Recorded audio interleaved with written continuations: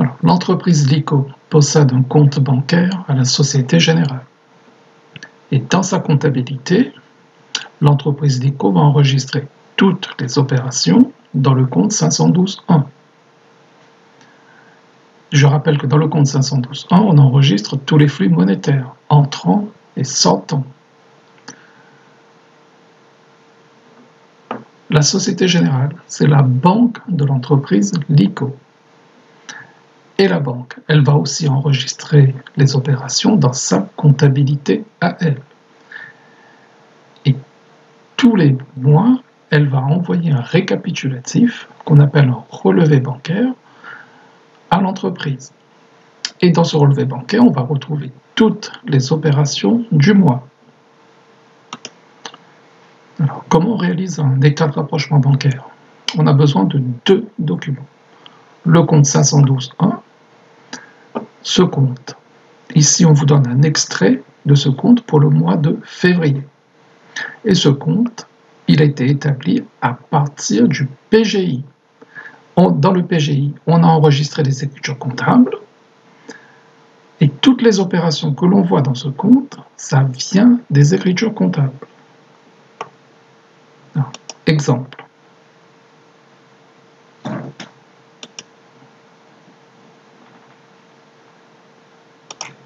Je suis ici dans le PGI et je consulte le compte 512.1 Banque Société Générale. Ce compte, on l'utilise dans la comptabilité de l'entreprise LICO. Et dans ce compte, on voit ici toutes les opérations. Si je prends l'exemple ici, on voit que ce compte a été débité le 5 février pour 5250,40. Il y a donc eu une écriture, donc je clique deux fois et je vois que l'écriture comptable a été passée le 5 février, 5112, on a débité 5112 et on a crédité le compte 411. C'est les clients qui versent, qui payent par carte bleue.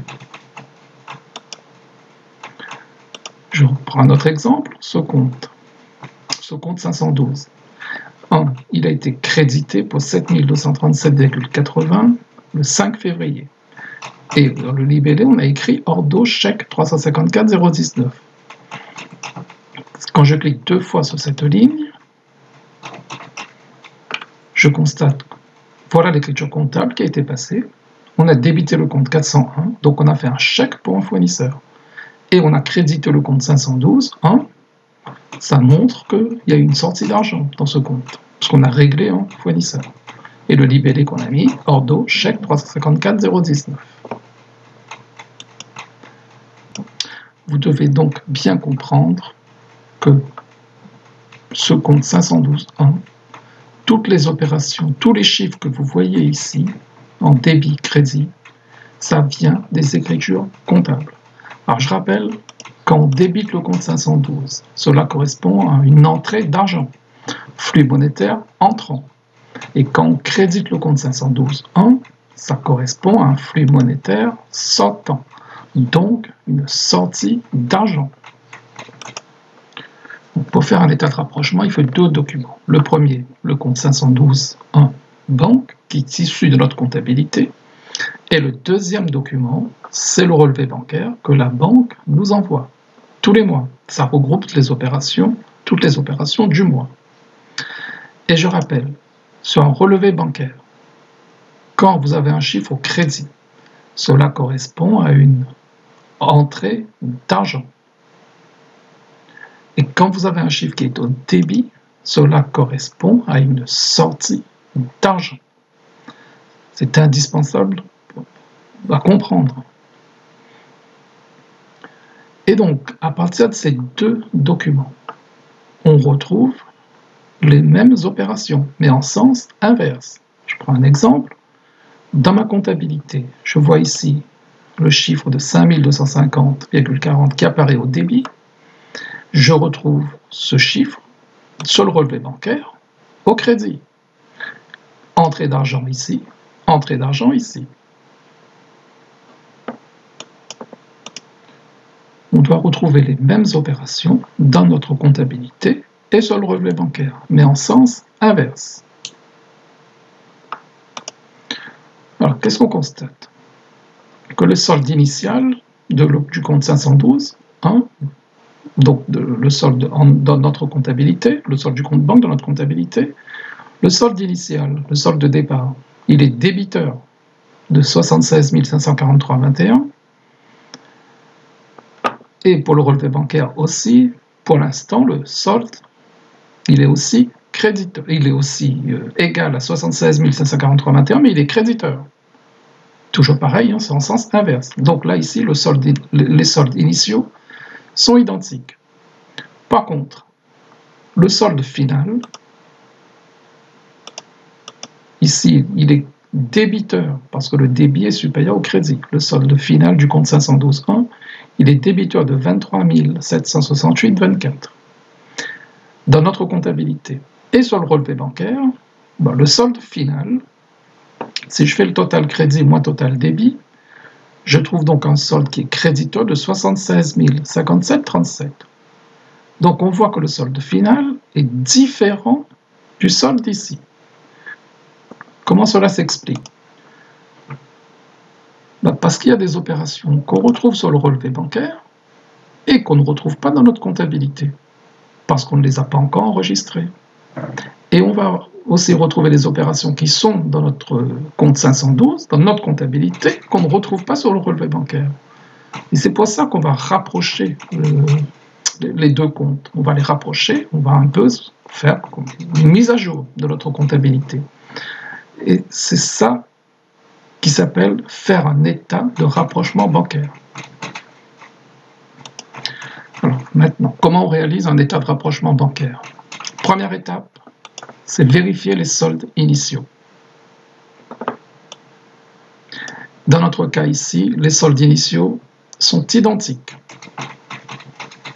Et la première étape consiste à rapprocher les soldes initiaux. S'ils ne sont pas identiques, alors ici, pour l'instant, ils sont identiques. Alors c'est un cas qu'on ne voit qu'à l'école. On verra par la suite que les soldes initiaux ne seront jamais identiques. Dans la réalité, les soldes initiaux ne seront jamais identiques. C'est pour ça qu'on doit les rapprocher. On verra ça dans la vidéo suivante. La deuxième étape consiste à pointer les opérations qui apparaissent dans les deux documents.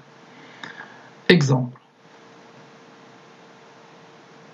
Ce chiffre, on le retrouve ici. On va donc pointer. Pointer, soit on entoure le chiffre, soit on met une couleur, on colorie.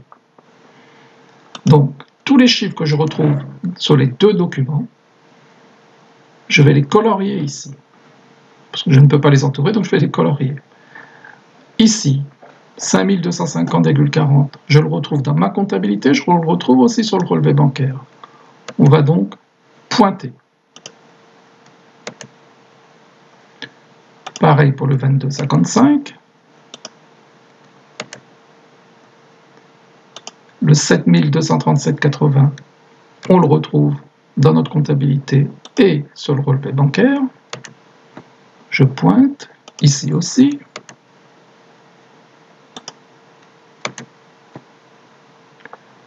Alors, est-ce qu'il y en a d'autres? Il y a aussi le 7365. Et voilà, j'ai pointé donc toutes les opérations qui apparaissent dans les deux. Ce qu'on constate maintenant, c'est qu'il reste des opérations non pointées.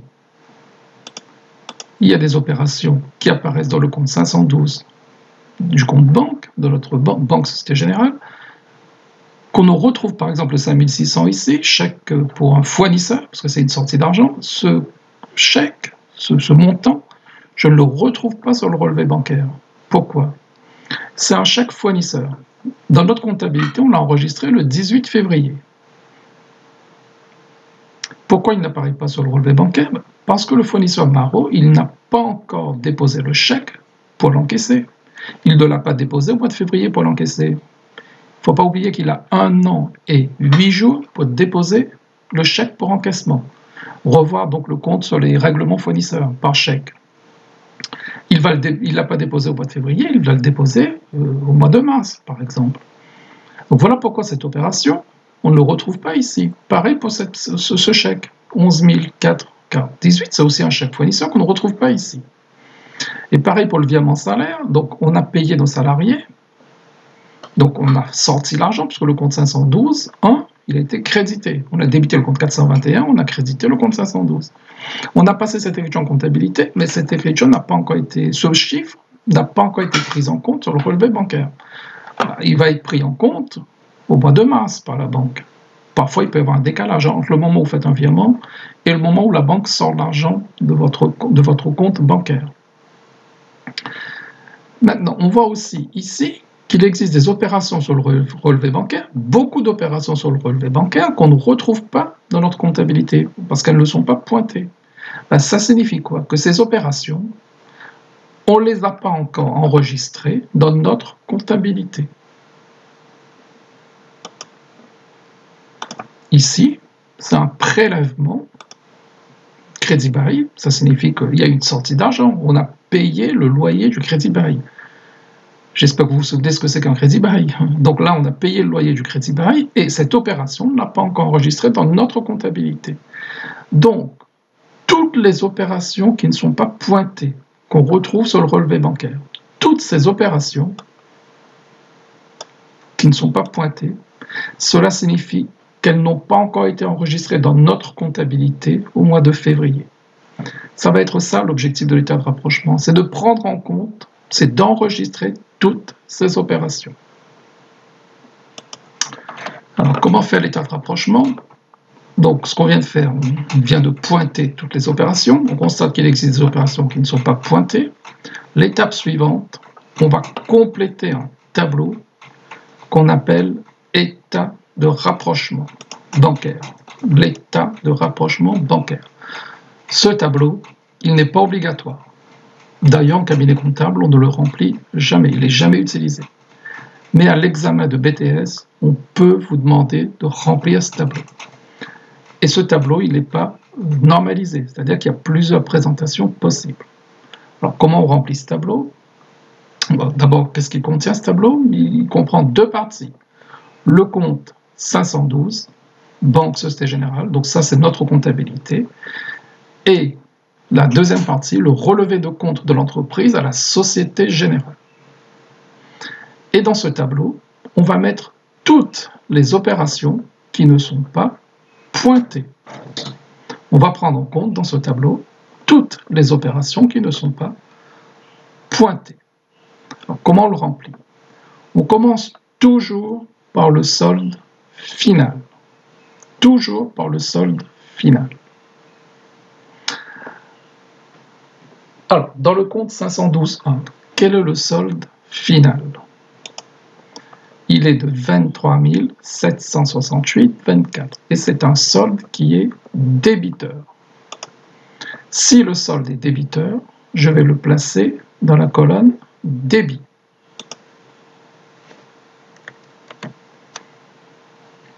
« 23 768,24 ».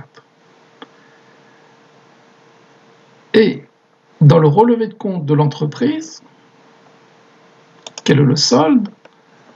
Il est égal, si je fais le total crédit moins le total débit, je trouve 76 057,37.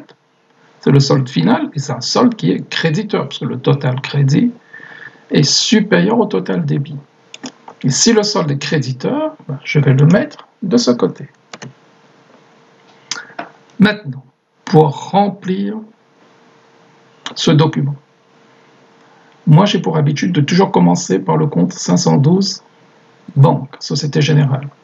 C'est-à-dire que je vais prendre toutes les opérations qui apparaissent sur le relevé bancaire et qui n'ont pas encore été enregistrées dans notre comptabilité. Je vais donc prendre en compte toutes ces opérations. Exemple, l'opération du 15 février, redevance au crédit bail. C'est une opération qu'on n'a pas encore comptabilisée dans notre comptabilité. 1360, je vois que l'opération apparaît, l'information apparaît au débit. Donc, c'est une sortie d'argent. Et dans notre comptabilité,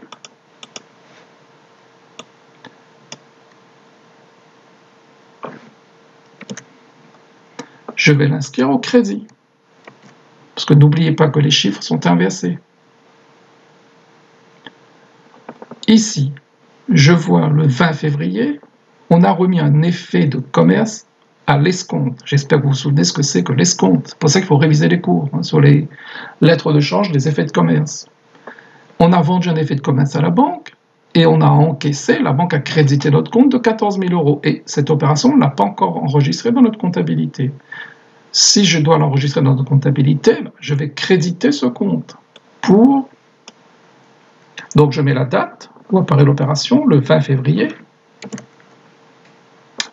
Et pardon, je ne vais pas le créditer, je vais le débiter parce que c'est une entrée d'argent, désolé. C'est une entrée d'argent.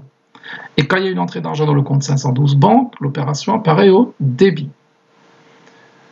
Vous vous souvenez que quand on vend un effet de commerce à la banque prélève des agios, ce qui comprend des intérêts, des commissions et la TVA. Et là, la banque a débité notre compte. Ça correspond donc à une sortie d'argent. Dans notre comptabilité, ça va apparaître au crédit. Les chiffres sont inversés.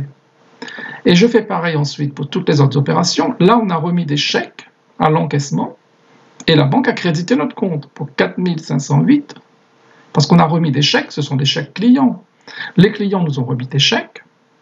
Ces chèques, on les dépose à la banque pour les encaisser et le 21 février, la banque a crédité mon compte, donc pour nous, c'est une entrée d'argent.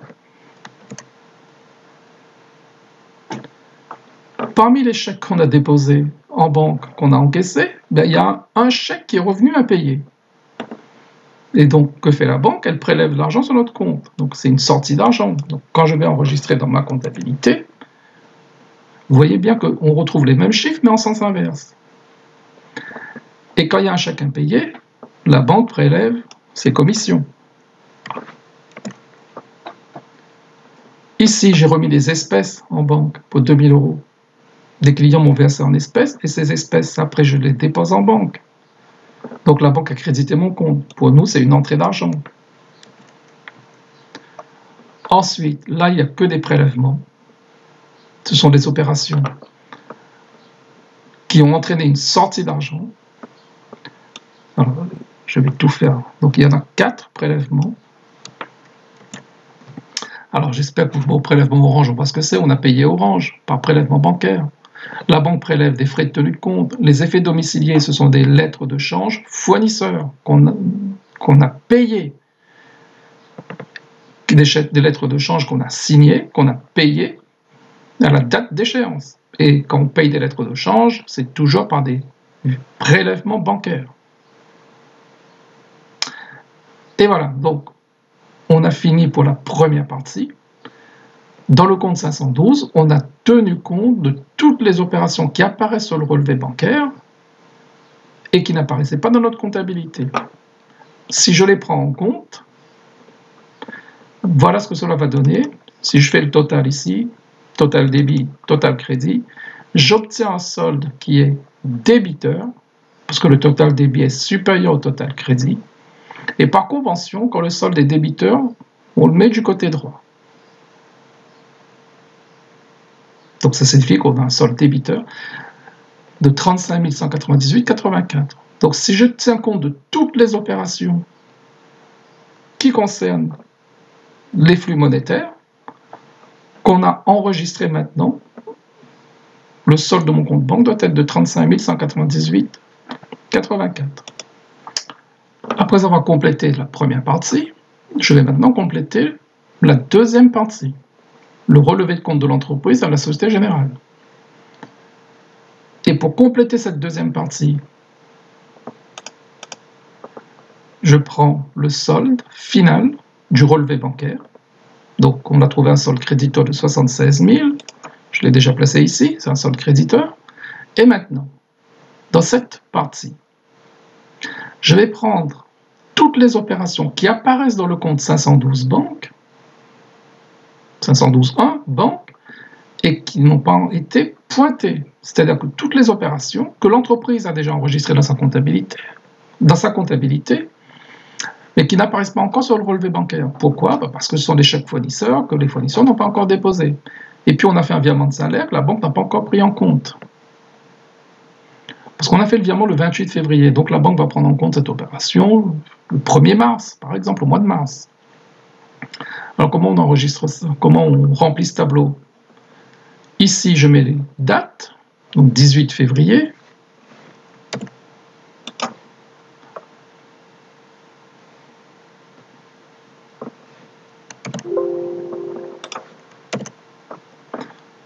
Alors, c'est pas le 8 février, c'est le 18 février. Donc, cette opération qu'on a déjà enregistrée dans le compte banque, qu'on a enregistré le 18 février, ça n'apparaît pas sur le relevé bancaire. Et quand ça va apparaître sur le relevé bancaire, quand le fournisseur va déposer ce chèque pour l'encaisser, que va faire la banque avec mon relevé de compte? Comme c'est une sortie d'argent, la banque va débiter mon compte.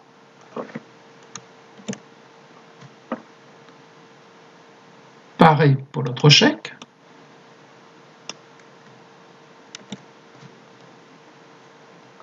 Et pareil pour le virement salaire.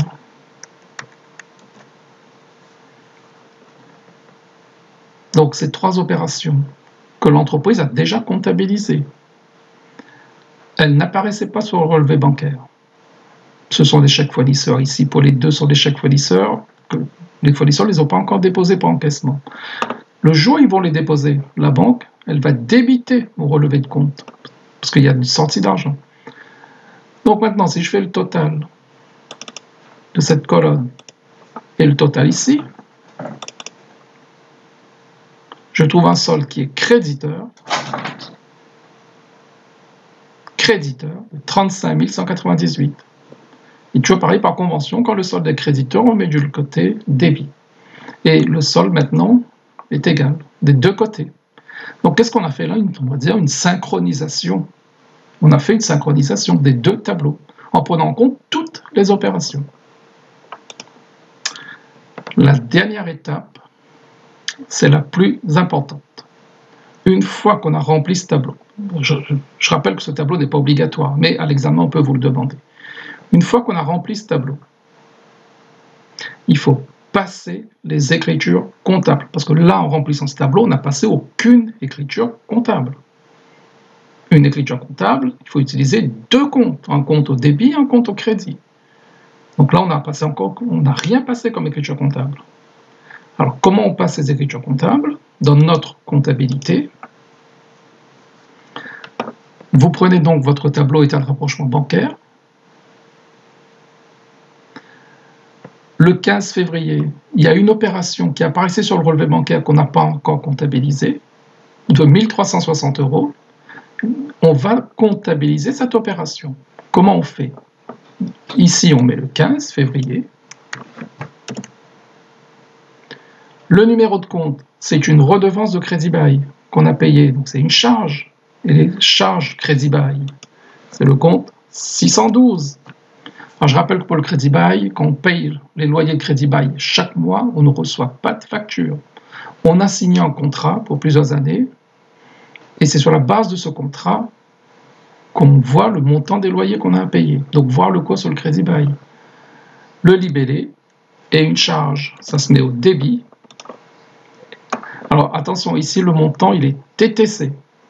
Le chiffre de 1360, c'est un chiffre qui est TTC. Et la charge, elle doit être hors taxe. Donc 1133,33. Alors, on n'a pas précisé si c'est une redevance de crédit bail sur un véhicule, si c'est sur quel bien il s'agit. Alors, on suppose qu'il ne s'agit pas d'un véhicule de tourisme, parce que si c'était un crédit bail sur un véhicule de tourisme, la TVA n'aurait pas été déductible. Donc, je suppose ici que la TVA concerne une machine, un camion, un véhicule utilitaire. Donc, dans ce cas, la TVA est déductible. Si la TVA est déductible, je débite 44 566. Et je crédite le compte 512.1 pour 1360. Donc, je répète,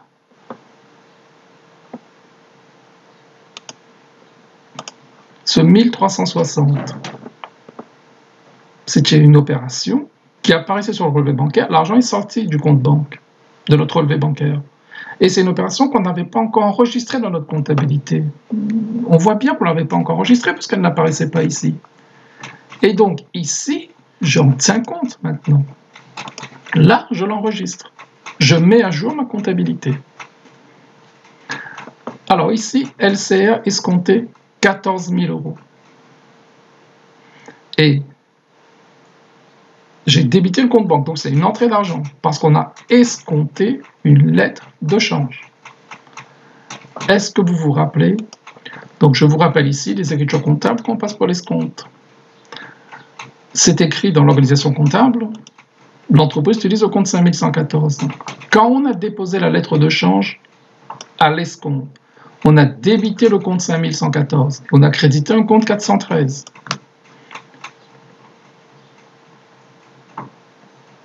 Et on ne connaît pas la date ici, hein. C'est pour ça que j'ai mis JJMM.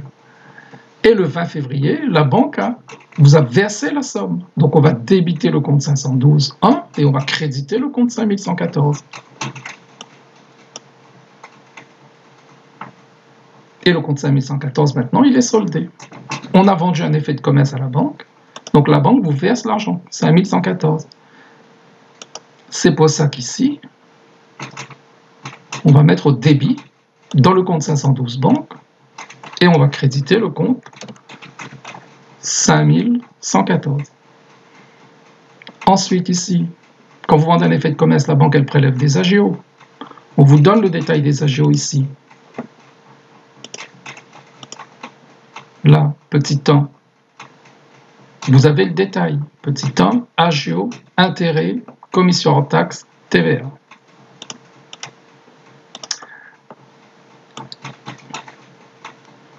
Donc voilà l'écriture comptable. Les intérêts, c'est une charge. Service bancaire, c'est une charge. TVA déductible, la TVA se calcule que sur les commissions. Et 512, on le crédite. Ensuite, le 21 février, bordereau de remise de chèques. Est-ce que vous vous souvenez comment on enregistre les chèques qu'on a déposés à l'encaissement? C'est écrit dans l'énoncé que l'entreprise utilise le compte 5112 lorsqu'on reçoit le chèque client. Et quand on dépose le chèque pour encaissement, on utilise le compte 5802. Donc quand je reçois les chèques des clients, je débite le compte 5112 et je crédite le compte du client. Et quand je dépose tous les chèques à l'encaissement, je débite 5802 et je crédite 5112. Et quand la banque aura encaissé les chèques, elle met l'argent sur votre compte. Donc on va débiter le compte 512.1 et créditer 5802.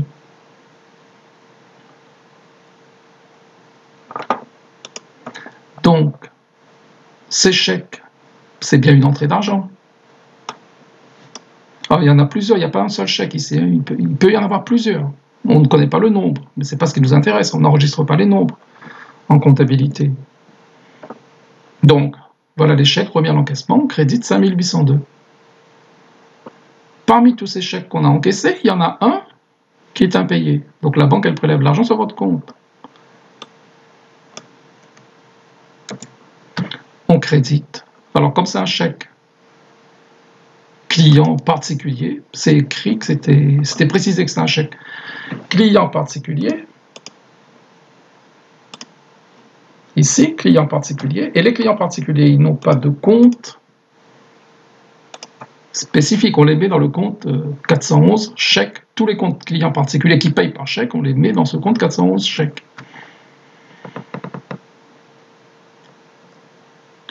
Et voilà. Donc je vais faire le reste. La banque prélève une commission. Alors sur ces commissions, c'est précisé qu'il y avait de la TVA dessus. Donc là, ces 24 €, on les retrouve au crédit. C'est une sortie d'argent. Remise d'espèces. On a remis les espèces en banque. J'espère que vous vous souvenez.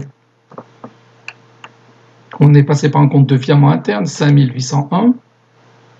Et on débite 512. Frais de compte, 120. Et c'est précisé ici qu'il n'y avait pas de TVA. Frais de tenue de... Ah si, il y avait de la TVA, pardon, pour 20 €.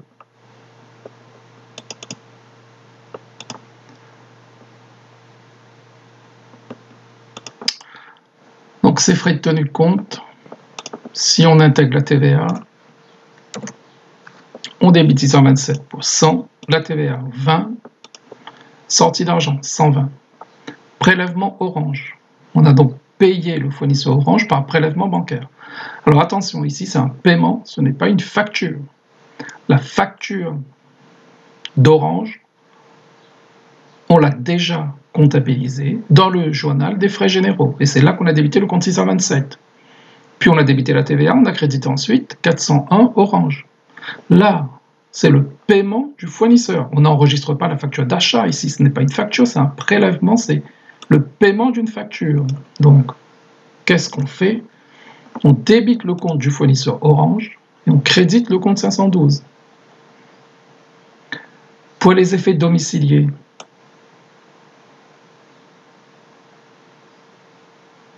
« 4500 », on débite 403, on crédite 512.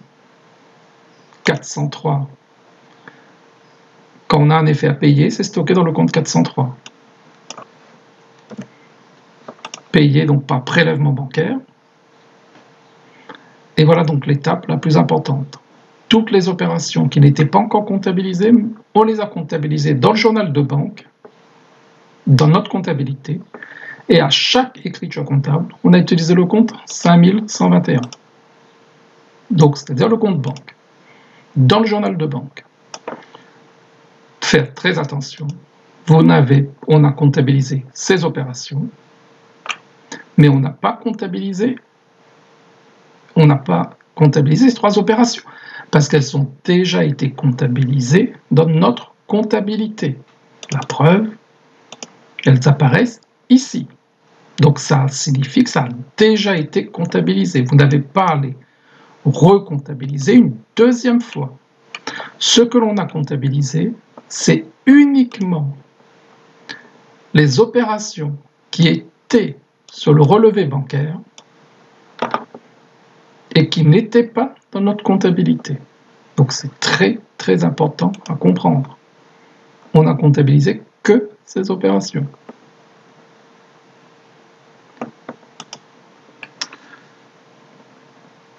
Alors, une fois qu'on a passé toutes les écritures comptables, il y a un contrôle qu'il faut faire.